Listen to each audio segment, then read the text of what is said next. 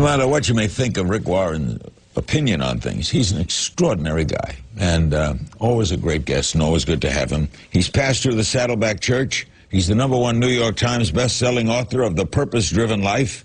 He delivered the invocation at Barack Obama's inauguration. He comes to us from Irvine, California.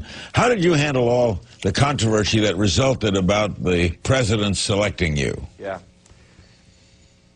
You know, Larry, there was a story within a story that never got told. In the first place, I am not an anti-gay or anti-gay marriage activist. Never have been, never will be. During the whole Proposition 8 thing, I never once went to a meeting, never once issued a statement, never once even gave an endorsement in the 2 years Prop 8 was going.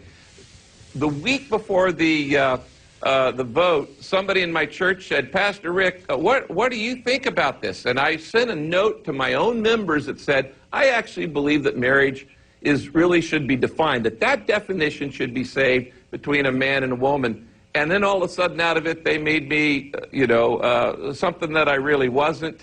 And I actually, there were a number of things that were put out. I wrote to all my gay friends, the leaders that I knew, and actually apologized to them. That never got out.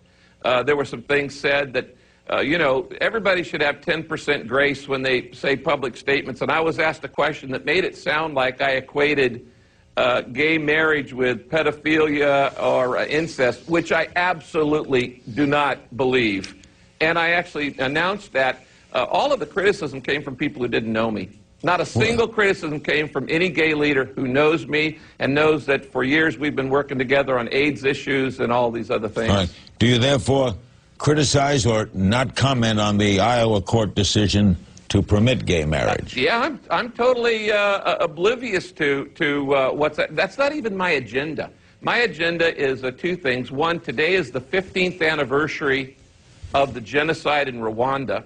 It's the National Day of Mourning, which as you know, I've been heavily involved in Rwanda and helping rebuild that nation, and I'm very concerned about that. And the second thing is, I'm interested in what the recession is doing to the spiritual climate of our nation. And as we start Easter week and Passover week, which is a really big week for those of us who are Jews or Christians, Passover and Easter, it's our biggest week of the year. And it actually was the week that I started Saddleback Church 30 years ago this Easter Sunday.